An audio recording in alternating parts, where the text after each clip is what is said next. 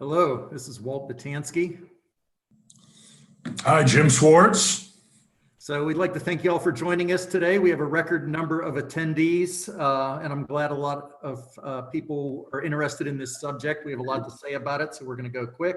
We're brought to you today by Leasing Better, our sponsor, the #1 commercial real estate app for commercial tenants and available on Apple iPhone Store and Google Play. So for those of you that don't know me, I'm Walt Batansky, the CFO of Avocat Group. We're a corporate real estate advisor that helps businesses to make smarter decisions with their real estate. And I'm very excited to be talking today with Jim Swartz, who I've known for about a quarter of a century, I think now. And Jim is the managing partner of Tatum. And Tatum is known, I think, as the interim CFO. So he spends a lot of time talking to several dozen CFOs and big businesses each week. So has a very good perspective of all of this COVID-19 and the effect on businesses. He also has both the perspective of a landlord. He started as an auditor with KPMG, focused on real estate. Eventually went to Carter and Associates in Atlanta, office developer, came down to Tampa as CFO of Wilson Company, financed 2 million square feet of Class A office space in the Grand Hyatt. Then went on to Hilton Grand Vacations and Walt Disney Development in Orlando, overseeing $1.5 billion worth of projects, including Celebration, their mixed-use live-work-play community. So also raised a couple $100 million for staffing firm Kforce and took them from about a dozen locations to over 100.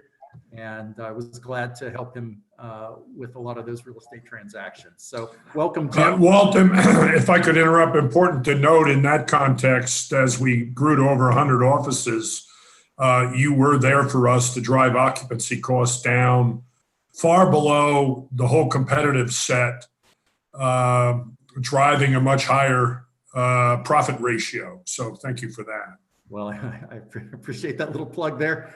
So let's jump right into it a little bit. Our contact information I'm going to put up here so that everyone can see it, and I will put it up again at the end. You're welcome to reach out to Jim, but also feel free as we go through this to just type in any questions that you might have. Place in there Q&A on your Zoom where you can type in a question. At the end of this, Jim and I will go through them and answer as many of them as we can. And you can also submit them anonymously. So I realize this is sensitive for many companies. So make sure you check the box for anonymous if you want to keep your information private.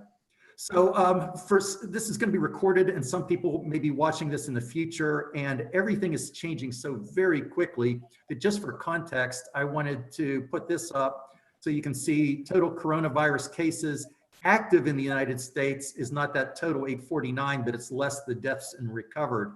But what's interesting about that stat is if you look down in the bottom left-hand corner there, it says 36% death rate. So we know that it is not a 36% mortality rate. So what that's telling you is that certainly there are a lot of either active cases that are going to die or people that haven't been tested positive because they're not testing the general population. They're only testing the people that show up at the hospital. And then on the right-hand side, you can see that we are really not over the hump on this thing. We're actually at the peak number of active cases. So it's kind of interesting to me that they shut us down when we had about 100,000 cases, and now we have about 700,000 active. And a lot of these states are opening for business. I mean, tomorrow, Georgia, where you're at, Jim, is opening bowling alleys and bars and tattoo parlors. They're opening restaurants on Monday. Oklahoma is doing about the same thing on the same timeline. Those are two of the first. So we'll see how that plays out. I think that maybe as the testing starts to catch up, they may keep that under control, but we may have to rethink that strategy a little bit.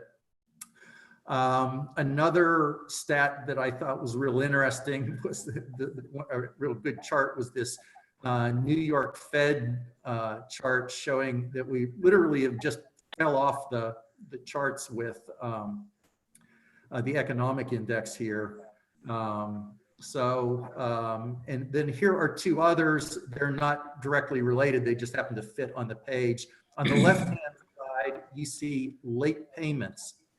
So the late payments, the ones that are almost vertical are the red lodging and the blue mixed use. If you look at the yellow office and the blue industrial, they almost haven't missed a beat. But remember, we're only 30 days into this. These aren't delinquent. Still early in that game, as in the past. Just ones that missed their April 1st payment, right? Then on the right-hand side, you can also see this is M&A activity. M&A, that black line activity just fell right off the charts again. And that's really a valuation issue, I think. I mean, I don't think that the deals went sour. I think the deals went sour based on the values that were there. Any thoughts? Well, the other reason for that decline is the lenders pulling back. They've taken loans off the table, and we're hearing from our clients that have had that happen. We spend a lot of time in the private equity community. The lenders have been so consumed by issuing all the government-backed debt that they don't have the bandwidth right, to focus on deals that might otherwise make sense. So, and maybe don't want to because the government stuff is guaranteed revenue for them, whereas this other stuff has a little bit of risk to it, especially in light of the uncertain valuations, right? Yeah, and you're right. It comes back to the valuation. The lenders are going to have to re-underwrite before it's over, and in the face of the uncertainty, that's hard to do. So everything's on ice. Right, right. Well, I mean, we've got a few clients that are gearing up for some M&A activity because they're anticipating the lower valuations and they think this is a great opportunity, just like when the stock market took the dive to maybe buy in. Although it has been defying gravity and going right back up again in the face of more layoffs and unemployment. But they again think that there is going to be reevaluation. There's going to be a lot of opportunity there as people go under. Right. So we have classified our clients into 4 groups. Type 1 are ones that are right on the front lines, had immediate revenue drop. I mean, the faucet just shut off. Those are type 1. They've got little or no revenue coming in for the last 30 days since this stay-at-home went into effect.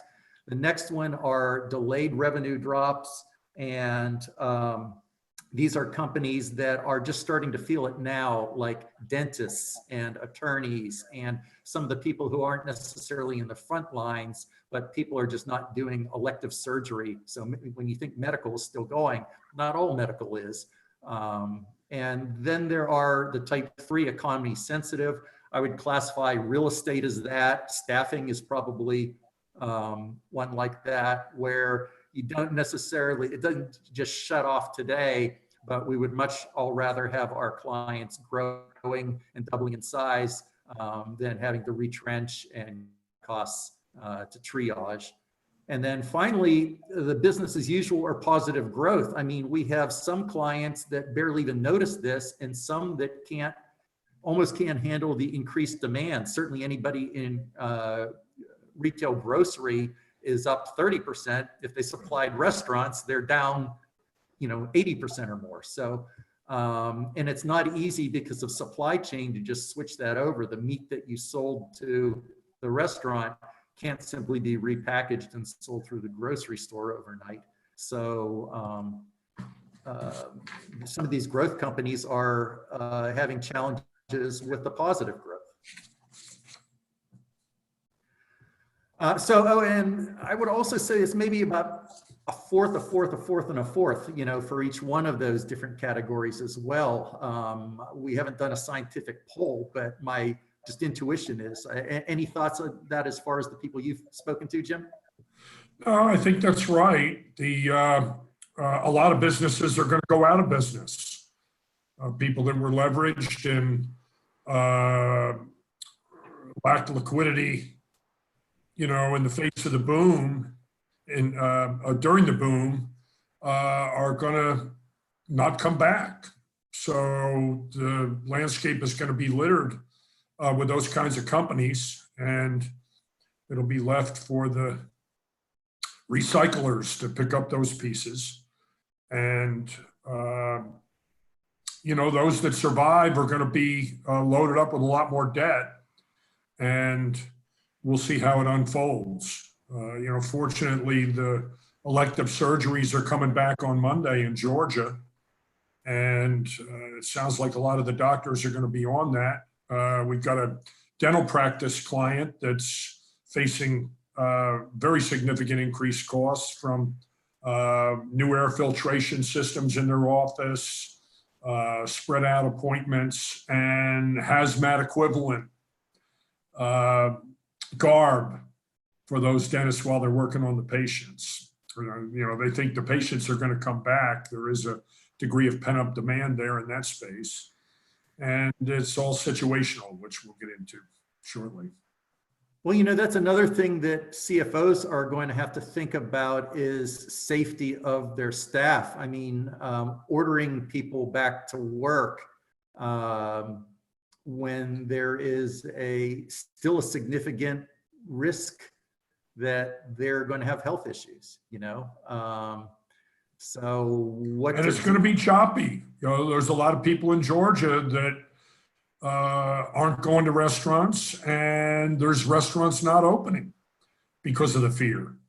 And, still all those people that really have to work, need to work, the unemployment runs its course, they're going to be back in the game. And I think it's going to really be choppy in terms of a restart, regardless of what the government says. Right. Well, so everybody's been asking me, and I got a number of questions before we even started this thing, just people emailing me or messaging me on LinkedIn.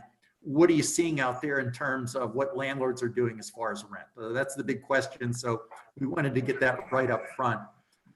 You have to look at the property types. In retail is just absolutely getting battered because it's closed down and you can't work from home for restaurants or a dry cleaner or most retail type locations, certainly gyms. So those kind of hotels are closed. Those type of things, we're seeing landlords being more sympathetic because they realize that there is a partnership in there. They're in it together.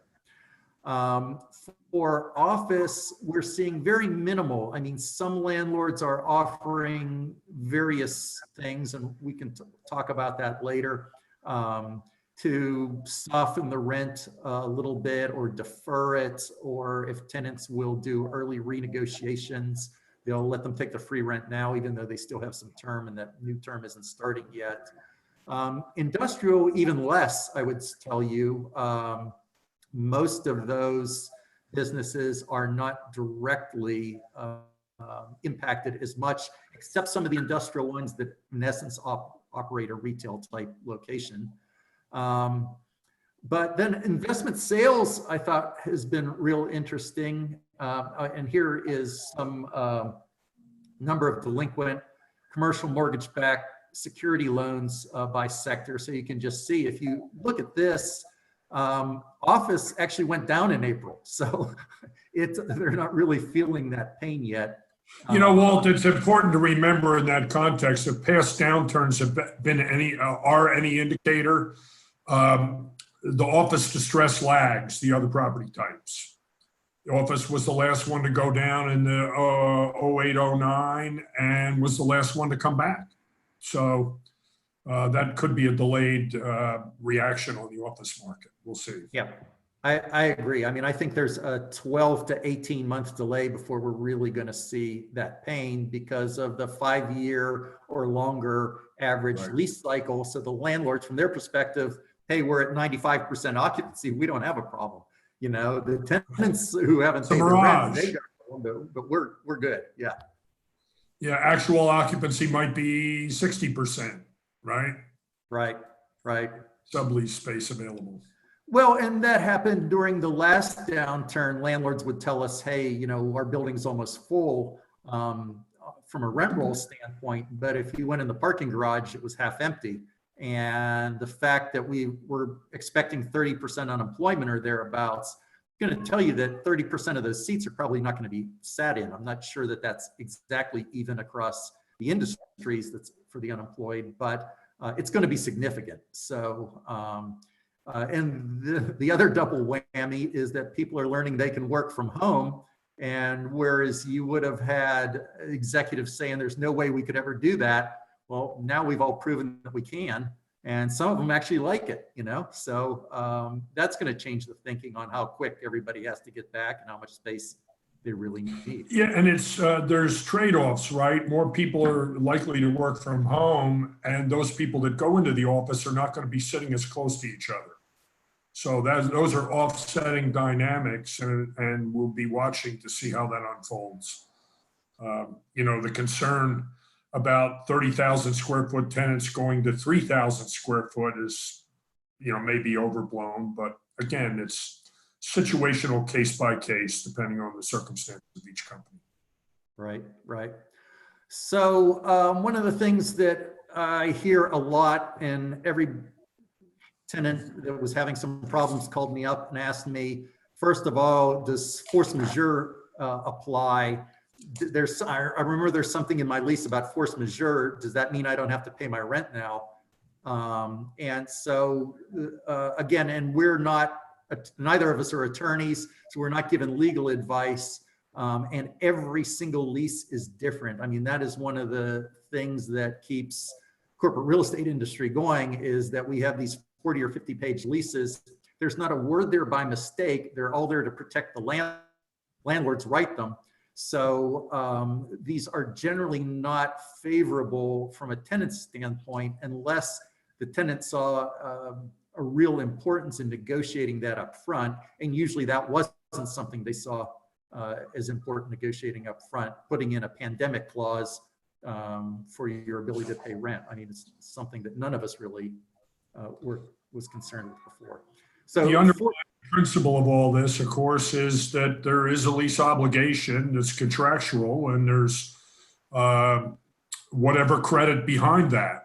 And that's the fundamental basis for all the negotiations that are unfolding. Right, right. And that is a very good landlord perspective, I would tell you too, is that when this first happened, and you can't confuse the residential rent payers in New York City with commercial lease obligations, because they all said, hey, gee, we need a rent holiday and we need the government to say we don't have to pay rent. Well, for the government to say that, there's a domino effect, because every property owner has a lender, they have property taxes, they have insurance, they have operating costs. So it's not quite that simple necessarily.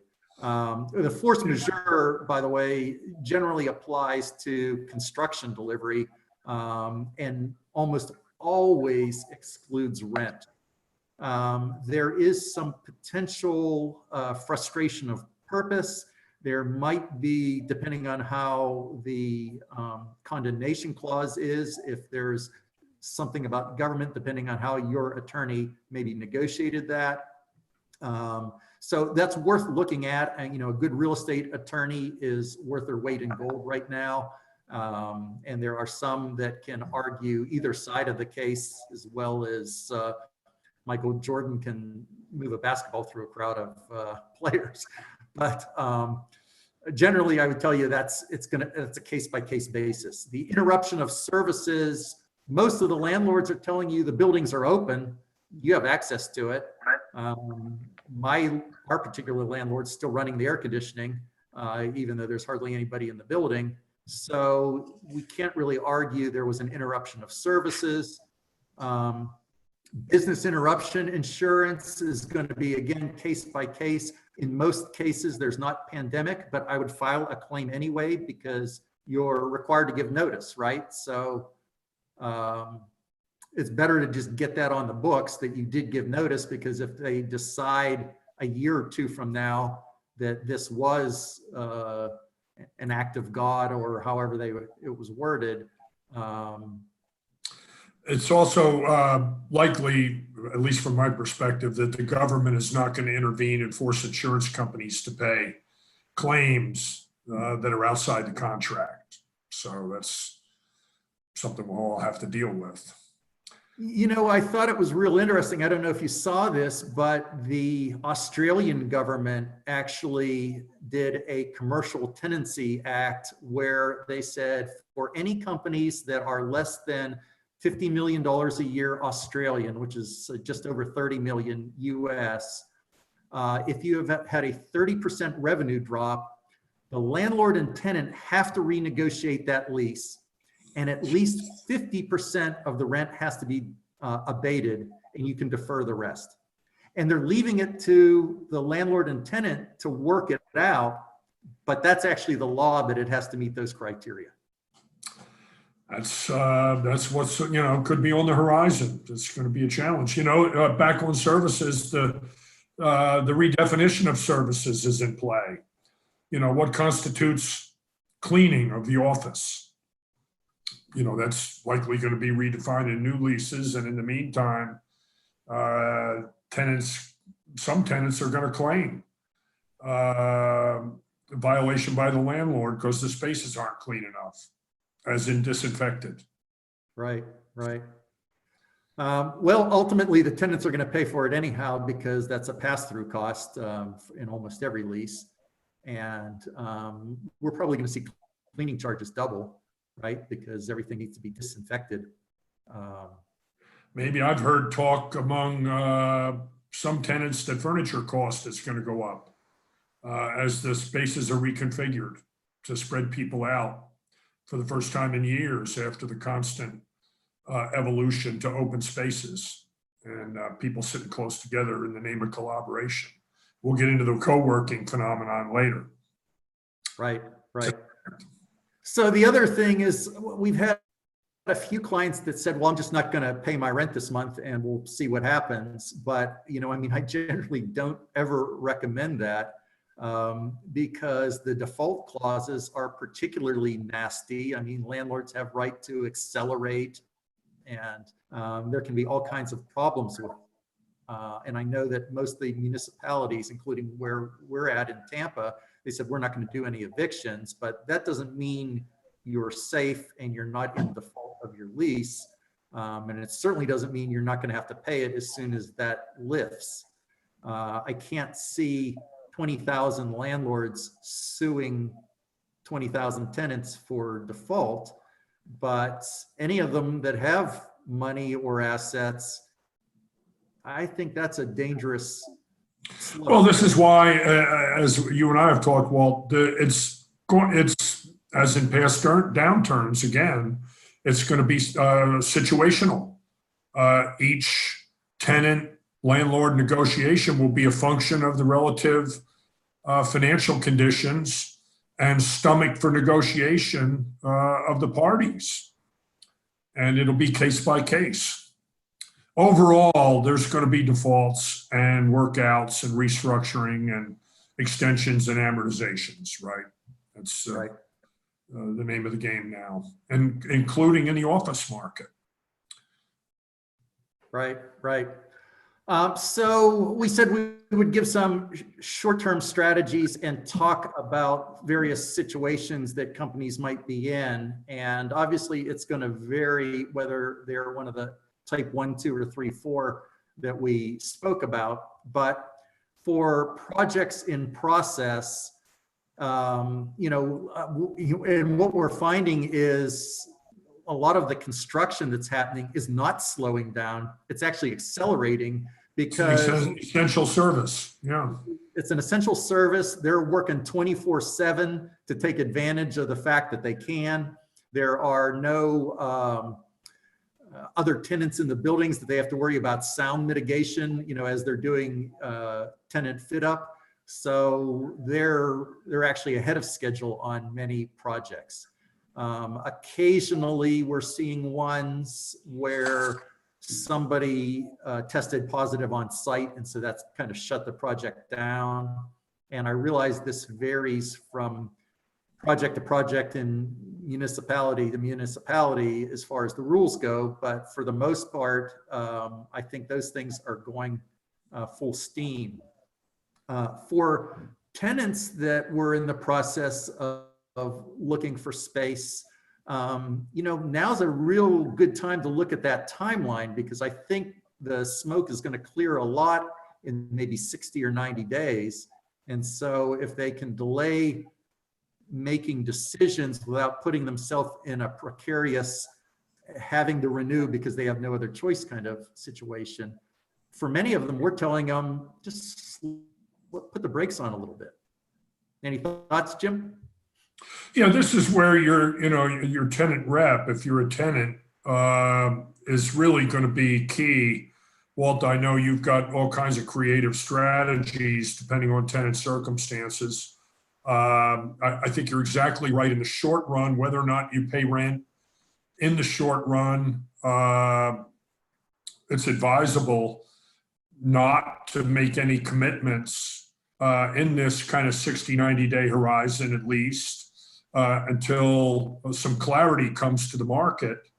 And there will be time to work things out. Chances are good there's not going to be an eviction.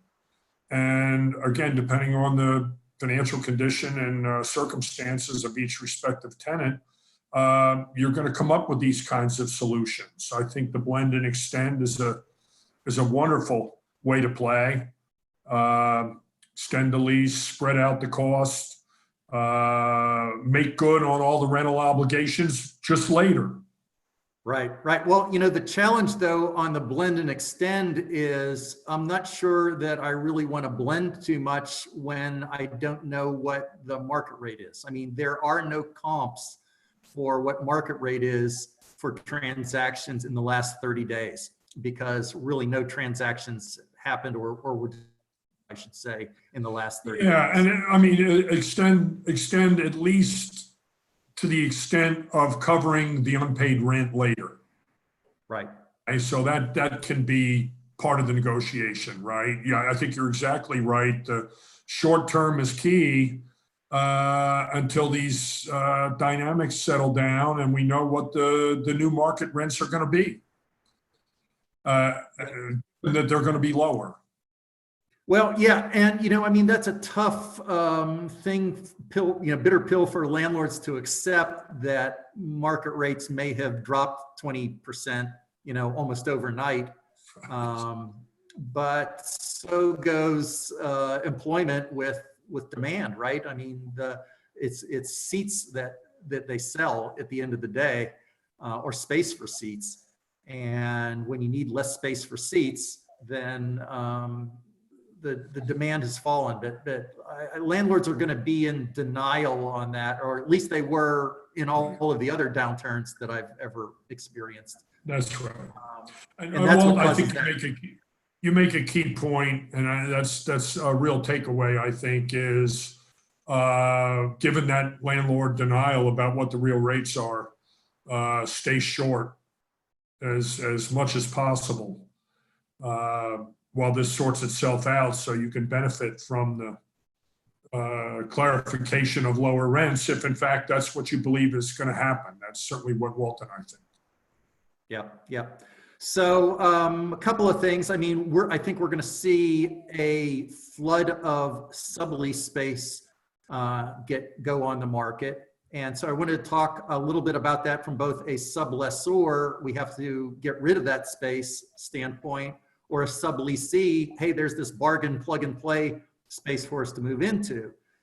From a sublessor, it's much more desirable to just get out of the lease and be done with it and walk away. So, really what you don't want to do is you have space at, pick a number, $30 a square foot, you offer it for sublease at 25 or 24 or wherever the market might allow you to. Or 15, yeah. But you're at risk for that person not paying. You got to get their check. In this market, there's a lot of uncertainty about everybody's credit. So you become a lender, it'd be much better to just negotiate back. Whereas a landlord argued all day, hey, that space is worth 30 bucks a square foot. As soon as you try and hand it back to him and go like, well, look, we'll give it to you. We have a tenant, they'll pay 26, we'll pay the difference. A lot of times landlords are like, well, whoa, wait a second. No, I don't want to take that asset back again, So I think that's going to happen. As a sublessee, everybody likes the idea, hey, short-term plug and play, there's furniture in there. If you don't get that furniture owned by day one, you're going to be at risk that somebody's going to come in and show up and say, hey, lien on this furniture, and we haven't had any payments on it, we're taking it out of here. And all of a sudden you're going to have to furnish the space. You're going to have to unfurnish it and furnish the space that you thought you were going to operate out of. This is why tenants have people like yourself in addition to the attorneys. Well, so as a landlord, what was your attitude typically on sublease? As long as I had empty space in the building, I was uncooperative as a landlord. With certain exceptions, depending on the type of brochure quality tenant that might be coming in there, in which event I might even release the sublessor and go direct. Otherwise, I have space to lease. I'm in competition with that sublessor and am happy when it's not subleased. Right. Assuming that the tenant can pay. Well, and there's so many clauses in there, and sublease is a very good example that, in the grand scheme of priorities, it's just not the top one or two or three things when you're negotiating a lease. But it's going to be now, right? Because in many cases, you're not allowed to offer it to other tenants within the building. And meanwhile, you've got somebody here that's in e-commerce, or cloud computing, whose business is just absolutely exploding. You can't lease it to them because you're prohibited by your lease. Sometimes you can't advertise. I've seen ones where it says you can't advertise it at less than the landlord's face rate. Well, the landlord's face rate, they're not going to drop that for months, right? So you can't advertise the space at the 12 bucks a square foot or whatever you're willing to fire sale it at, right? So that's a challenge for tenants, I think. Yep. So rent abatement strategies, we've seen a few different things. I mean, we've seen some landlords voluntarily just say, hey, I'll reduce your rent down by 50% and we'll just amortize the balance in over the next year. I've seen ones where the landlord says, if you sign 3 more years lease extension, I'll give you 3 months of free rent. All of that is fine if all of this is over and everything's back to normal in 90 days. But if it goes longer than that, you got another problem, especially if you amortize it in over the next year, because nothing necessarily indicating that businesses bounce back and you can afford that rent now, right? This is a fundamental dynamic that you're right on top of, Walt. The landlord's motivation is that extension at the rates in the current context. And your advice, and I agree, is to avoid that if you can, because rates are expected to drop and you'll be hung out. If you sign up now for a 3-year extension, you might be worse off than if you waited.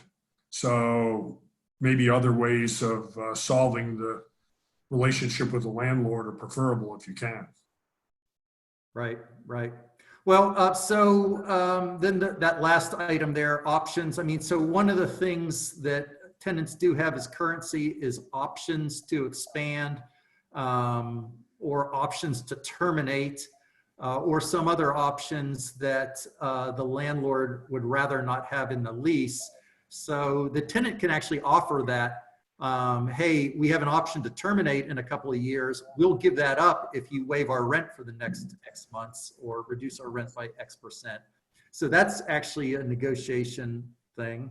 The security deposits, many times tenants will pay some kind of a hefty security deposit more than they needed to. Maybe perhaps they needed a lot of tenant improvements up front. So we're seeing some landlords agreeing to burn some of that off and apply the security deposit towards the Right. rent. And we've also had landlords ask for enhanced security by either a personal guarantee if it's a private firm, or a corporate guarantee if it's a subsidiary, because that gives them more security. So they're glad to apply that or give free rent if they can get that enhanced security. And then of course, if you own a building right now, if you can, refinancing I think would be a great strategy. Obviously rates are at 30-year lows, but I think you might have a hard time finding a bank to value it and bail you out with some actual cash, right? Yep.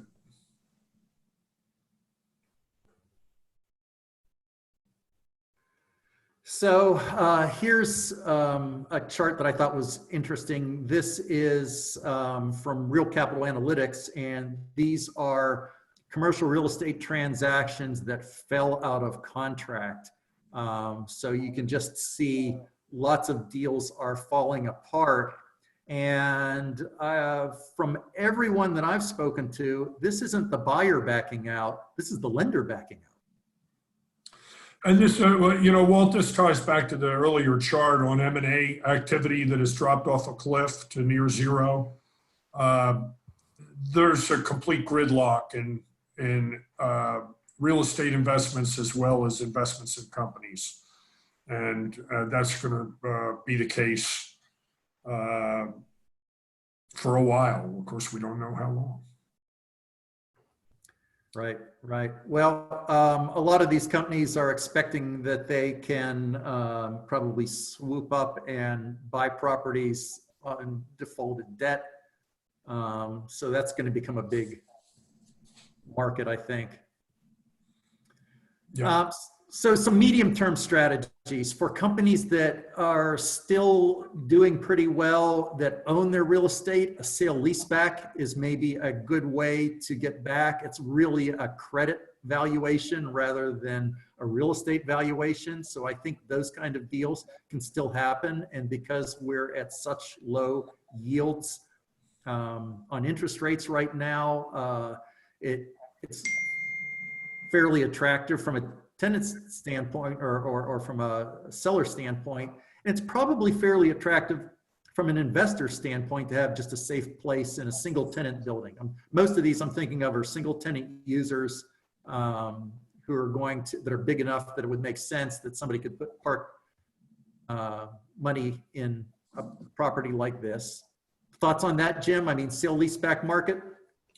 It's we're talking about owner occupant, and it's going to be those users that have held the asset on their balance sheet. Of course, it'll still be on the balance sheet once they sell it and lease it back under the new lease guidelines. But it's really a cash flow phenomenon, and it's going to only be those companies that can demonstrate the credit in the face of all this uncertainty that are going to be able to transact.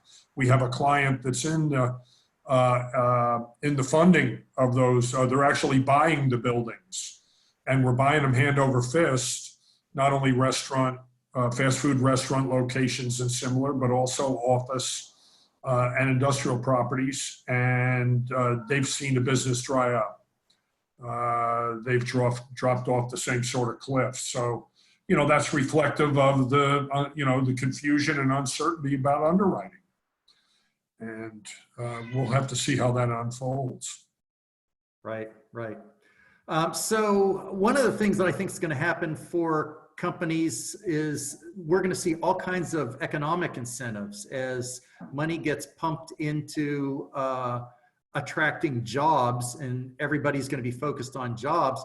There'll be actually incentive to relocate from one place to another, or to shut down in one location and move those jobs, consolidate those jobs into another area, because there's going to be a lot of economic incentive money out there, I think. When we talk about the overall economy, you think about the amount of manufacturing that has been done offshore, most specifically in China, that almost by definition is going to come back here. Medical manufacturing, all the things that have been in short supply that pendulum's going to swing. There's, we're not going to be caught flat-footed as a world anymore and as a country. And that's well, yeah. To your point on supply chain, we actually have a client that makes hand sanitizer. And I said, gee, that must feel like you just have a machine that prints money, right? And they said, well, no, because we have the same supply constraints that you have going to the store to get toilet paper. We can't get the raw materials. Right. So everybody's struggling. You didn't tell me that they came from China, but they obviously don't come too local. And I think there'll be a big focus on local supply chain, right? So you will value higher if you're in the U.S., obviously, because we actually have some international people. But wherever you're at, distance is going to actually have value now, because you can get your hands on that. You can drive your truck to it, and you can load up whatever you need, right? That's it. So workplace agility, I think a lot of my intuition is that a lot of companies, after working from home, they realize they can do it. They're not in any hurry to force staff back into the office. So they may go to something where people work from home a couple days a week, 2 to 4 days a week, I think is not going to be unusual, right? You'll come into the office when you have to come in the office, but you won't come in just as a matter of rote habit 5 or 6 days a week, right? Well, this is one of the blessings of this meltdown is that by definition, there's a whole new level of workplace agility going on now at the extreme. And a lot of that's going to benefit the companies before it's over in terms of being able to mobilize their workforce, drive productivity more efficiently, and leverage the data and the metrics and the accountability as the priority. So that's a plus. Right. I mean, we're all very lucky that this didn't happen 20 years ago, because we'd have been completely unprepared to work from home. I mean, we've always talked about work from home and remote. You could dial in with a modem and things like that. But we're finally to a point where we all are realizing, hey, it is relatively seamless, and there actually are some advantages to it.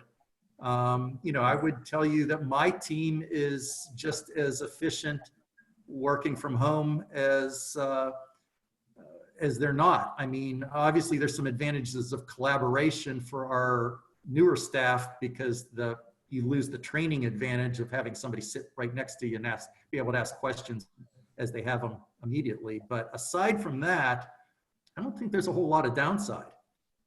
Right.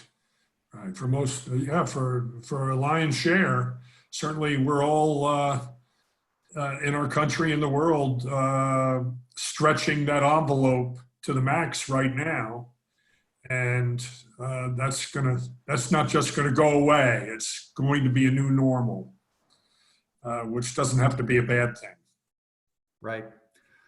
So on dispositions, for any company that has space they have to get rid of, whether it is subletting it out, whether it is selling it off, unlike the sit around and wait, for those people, I would almost tell you, if you realize that you're not going to need it anymore, get rid of it today, because otherwise you better plan on holding on to it for a few years.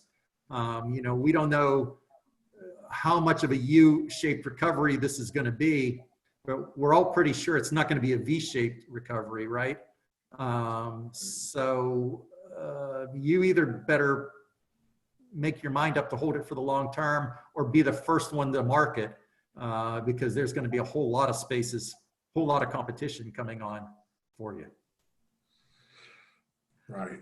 Regarding co-working, WeWork is already not paid their rent on some of their spaces. Notel is another one. So I would tell you, co-working in theory is a good option if they can figure out the social distancing issue, because they're really going to have to do that to make people comfortable that you're going into a environment that you don't have as a company control over, right? And then are these companies going to survive? I mean, they all went long, And now their model is to go back to the landlords, the way I understand it, and say, hey, look, I know what the lease says about us paying you X dollars a square foot, but instead we're going to go to a shared revenue model where we try and lease the space out. And if we get it, we give you whatever it is, 50% or some percentage of the revenue that they get. You know, the landlords with muscle are going to be reticent to do that. And that's a prediction on my part. You know, the big landlords have fired up their own competing alternatives to WeWork. You know, WeWork and companies like it are hemorrhaging from the S&L-like gap between the long-term commitments and the short-term revenue stream. And that generates a whole set of vacancy and rent non-payments that the landlords are going to have to deal with, and the domino effect of the economic impact of this. So it's, and it's material, right? I mean, the amount of space WeWork alone rented nationwide is material. In some markets, 10% of the market. So time will tell. Right, right, yeah. Rate negotiations, you know, we touched on this a little bit already. I think it's better to delay because it's going to become more obvious to the extent that you can delay. I don't think it hurts to get quotes now because that probably paints your worst case scenario. It's only going to get, from a corporate user perspective, it's only going to get better from there. And I think that'll become obvious as these things unfold. Let's talk a little bit about the landlord perspective now. You know, I've had some real interesting conversations with landlords. One of them said, well, wait a second, you know, when my park was half empty, your client didn't come to me and say, hey, I want to pay you double rent because I feel you guys must really be suffering. And how come if they've been profitable for the last 2 years, all of a sudden one bad month and now I'm their business partner? You know, they made an obligation. You showed me their balance sheet when they moved in. We funded all their improvement money. Where'd all that money go? Why do I need to fund that now? It's, you know, from the landlord's perspective, a deal is a deal, and that's the starting point. The landlord's going to have increased costs, as you've got on there, and we'll talk a little bit about that. The landlords have mortgages, by and large.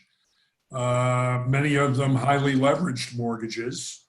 They've trained their tenants to pay the rent on time so they can make the mortgage payment on time. And the landlords are caught in a vice. It doesn't matter how big or small the landlords are. So moratorium on rent is going to be, as you and I discussed, from the tenant perspective, it's really the same from the landlord's perspective. Given the contract, what's the relative leverage of the parties? You know, is the landlord solid financially? Do they have substantial equity? Are they going to be able to stay current on their mortgage in the face of a declined occupancy and rent collection picture? Or are they going to be in workouts with their lender and ultimate foreclosure? Or as we've seen here in the last week, new lenders for many of these landlords, which may not be bad for the tenants because once the distressed buyer of the debt, once the buyer of the distressed debt takes responsibility as the lender, they have a lower basis and are much more cooperative with those tenants. It's imperative for the tenants to have as much understanding of the landlord's circumstances as possible because of these reasons. The landlord needs to be able to cover the increased costs. Cleaning costs are going to go up by definition. So in 2008 and 2009, we had a number of transactions that were in process that just got stalled because the landlord was having financial problems. Ultimately, in a couple of cases, they lost the property to the lender. and everything just gets frozen for 90 or 120 days while that kind of stuff gets itself sorted out, so that can be problematic if people let their schedule slip too long.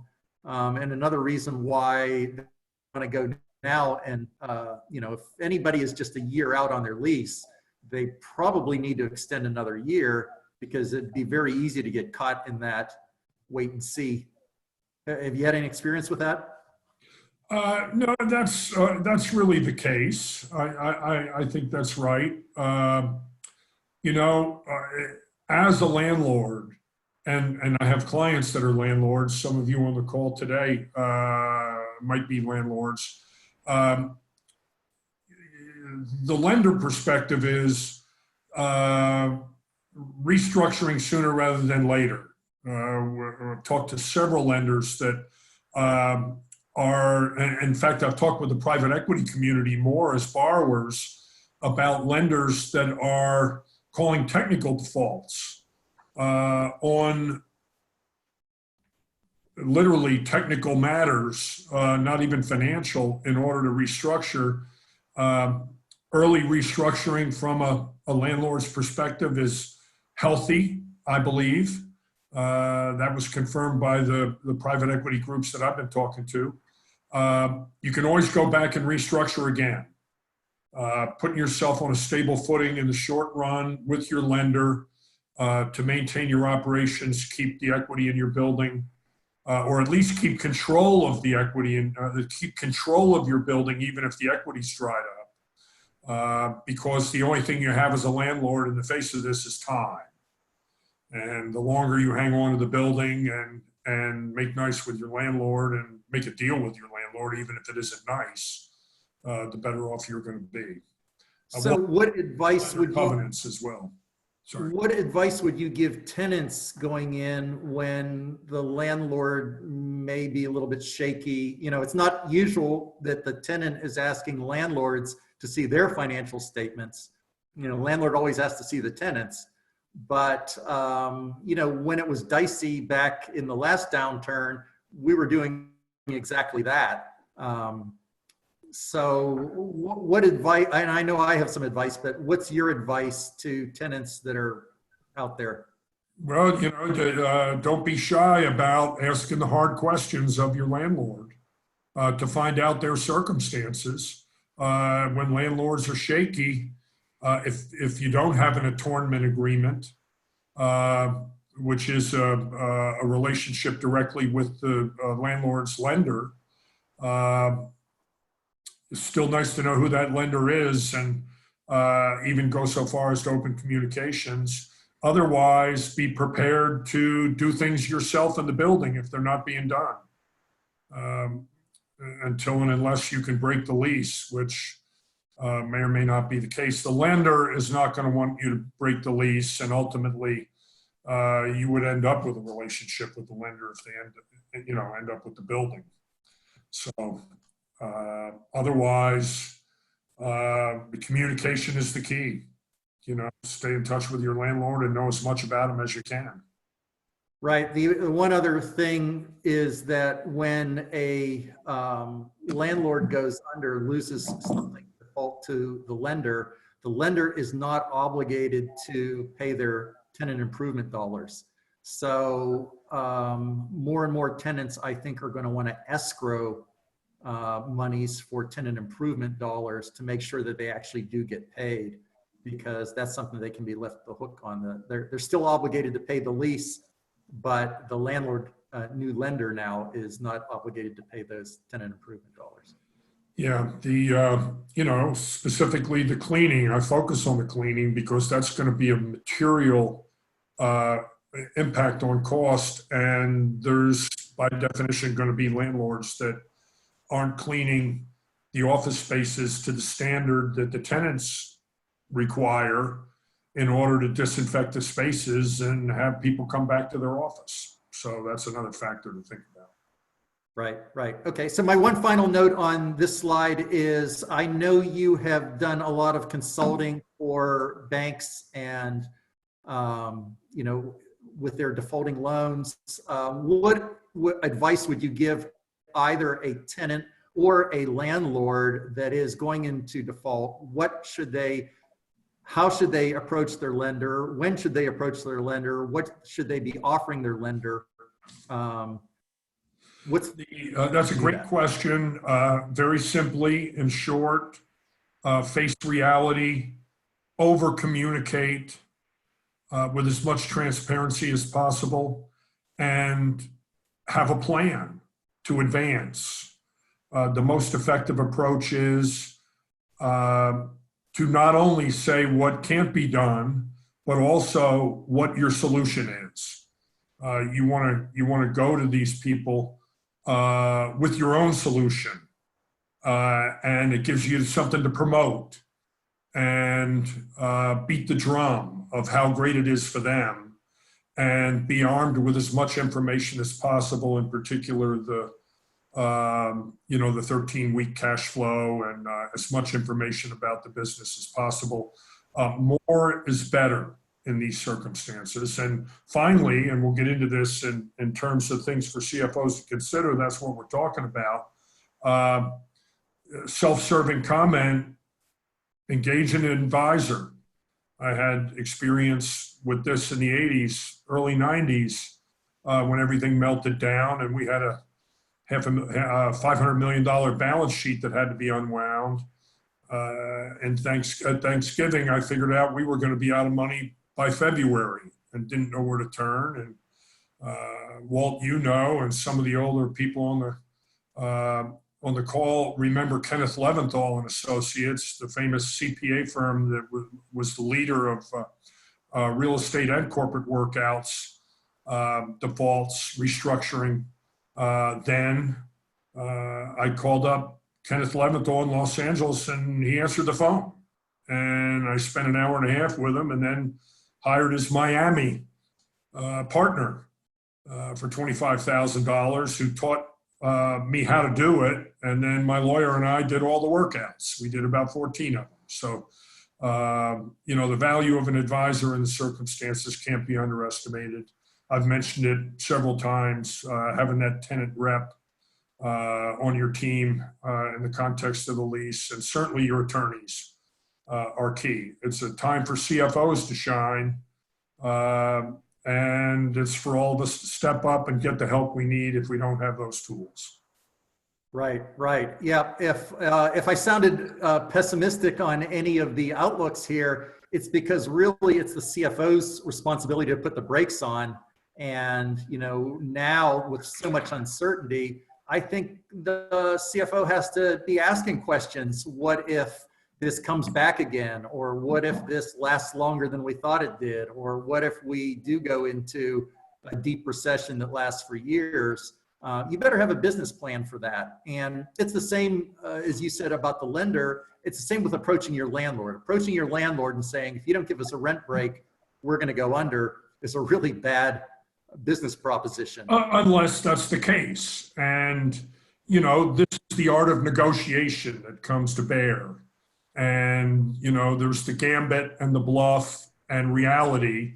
And those people with the biggest balance sheets are going to play the hardest ball because they have things to protect.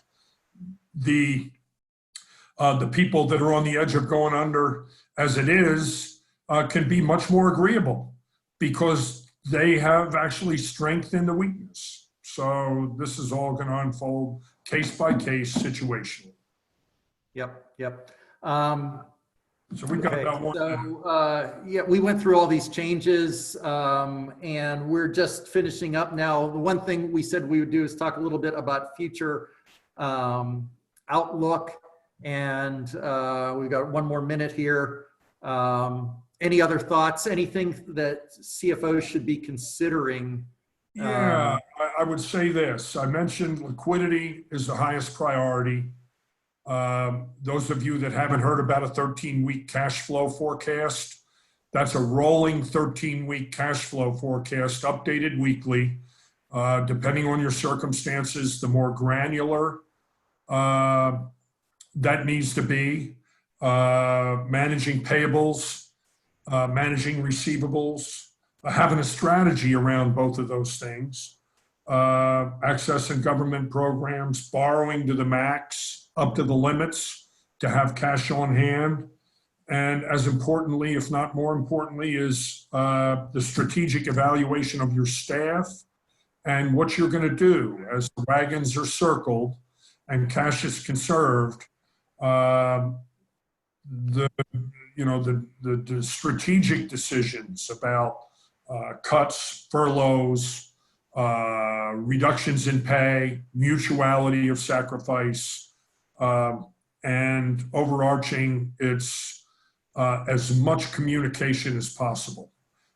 Even if you don't have much to update, the constant drumbeat of communication of all the stakeholders in that CFO seat is critical. So those are some thoughts. And as you've heard me say, at Tatum, we have a team of workout restructuring turnaround consultants at the CFO level and controller level, ready to go if you need it. And I've been through it. I'm here to help you. Feel free to reach out. Very good. Very good. So, hey, I'm going to go to the questions now. The first question is, what is your best guess when we will see the first flood of sublease space we have not yet? So, thoughts on that, Jim? No, Walter, you're going to have a good, strong view of that. I know. I have my own. Yeah, well, so I think people are just shell-shocked. I mean, again, realize that 30 days ago, we didn't realize where we're going to be at now. And 30 days in the future, there's going to be a little bit more of a new normal. So I think everybody, just like the landlords, I think will be in denial that rates have dropped significantly. I think tenants are in denial that their business loss is long-term. They're all hoping that someone's going to turn the spigot on. One of the best quotes I saw about all of this is from Milton Friedman, the economist. And he said, everybody thinks that we just had our legs broken and they're going to say the economy is open and we're all going to go sprint. And he said, what I think is going to happen is we all had our legs broken and they're going to say the economy's open and we're going to be like people with crutches and their legs in casts. And so I think it's going to be very slow. I mean, who of us is in a hurry to go to a crowded bar or get on a packed airplane or go to a casino or take a cruise, right? That's something that may take years to come back to the level that it was, certainly. Certainly a vaccine. It's going to take 18 months until we have a vaccine. So, from my perspective, Walt, and I think it's a great question. All companies in our economy are in a triage mode now. Whether, whatever category they're in, there's a myriad of conflicting priorities. One of the top of which is whether to pay rent on the lease space or not. It's going to take time for companies to get around to and decide about what amount of space they have in excess and what process they're going to go through to put that on the market. So it could be months before we really see a big wave of sublease activity, is particularly in the office market. I think the past downturns are a teacher. The impact on office is going to be delayed. And, in light of that, the companies that know soon about sublease might be advised to get out there and lease it quick, before the flood hits. But I think it's going to be at least 3 months to a year before we really see the full impact of the amount of sublease space. Yep. We're facing. Yep. Okay, so the next one is, are we going to see a redesign of office space in a trend back more towards private offices? Presumably because the open office allows COVID-19 to be spread, right? My first thoughts are no. I don't really see any of our clients allocating CapEx to redesign their office space. And we're all anticipating this is going to be over at some point. I mean, we're either going to get it under control or we're going to have a vaccine, and we hope it's going to go away relatively forever. This is once in 100-year kind of event. So we're not going to design our office space and spend money to do that. If it comes back again every year for the next 3 years, then talk to me then. But at this point, I would say no. So I'll bracket the range of view on that, Walt. I see it differently. I think that companies are going to be forced to change the configuration of their offices because I think there's going to be a different way to work now. Some of the impacts of this extreme circumstance aren't going to go away. To the extent that the furniture configuration doesn't change, I think the office space quantity is going to go down, and that's the trade-off. I have one furniture company out of Germany that's a client, and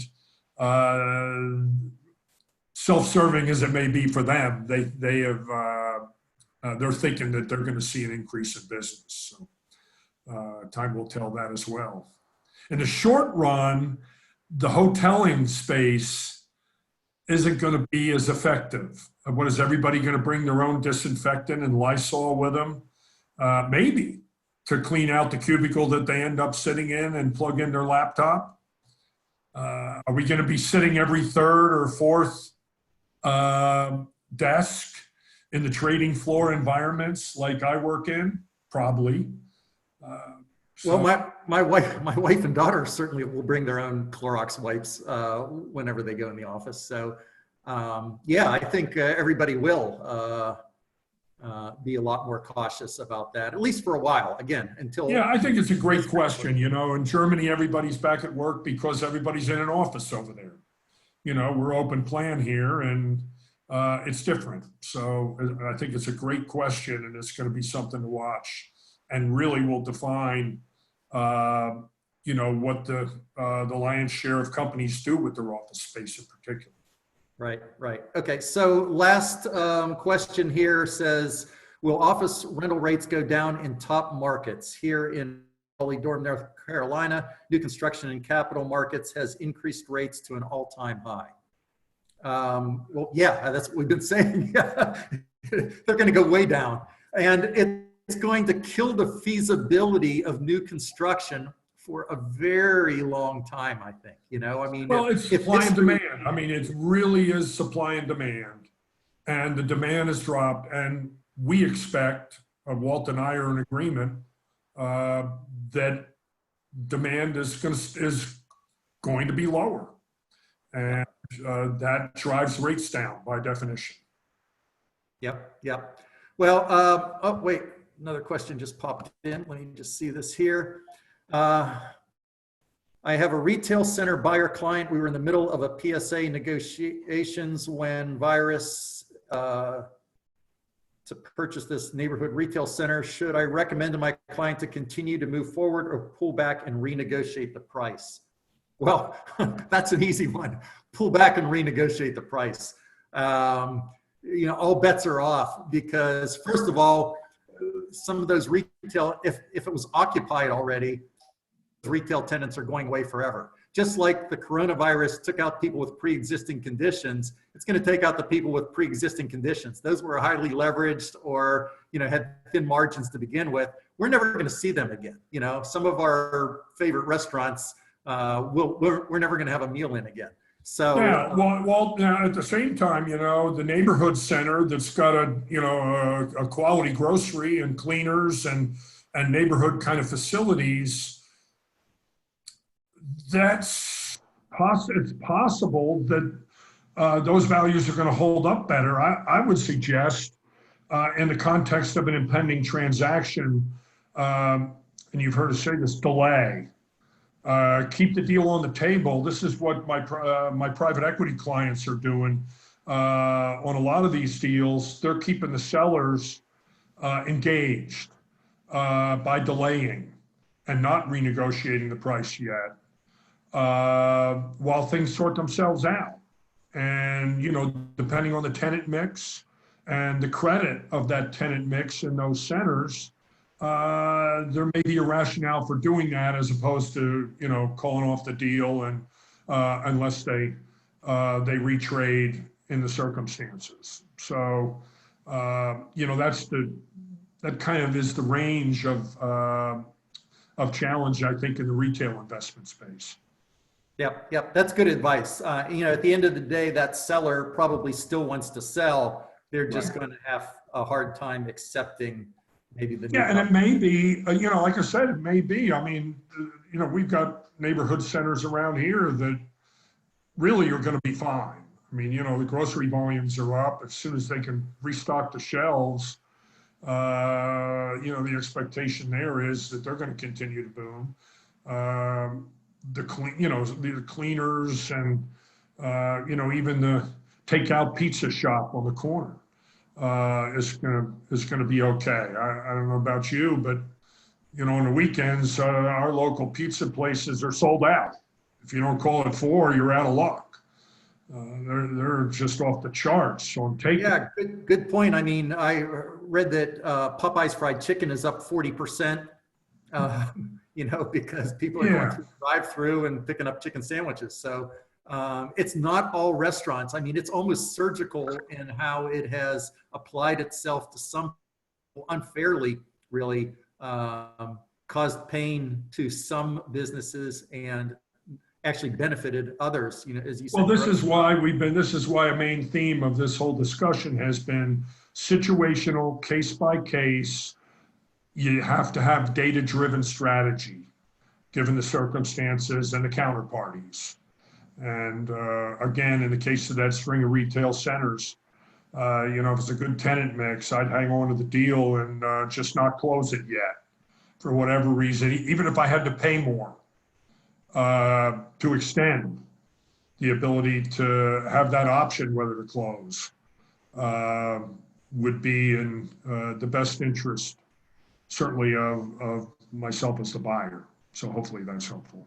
Right. Well, that closes out our questions. Jim, I want to thank you very much for joining me today. It was a real pleasure. I appreciate you taking your time. You're a busy guy, I know. So thank you very much for participating. Hope to do it again, maybe in a future one as some of this unfolds.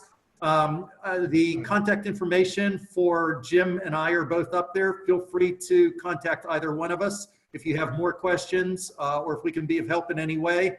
And Jim is always good with both advice and if you need a CFO to help work out some finances. So thanks very much.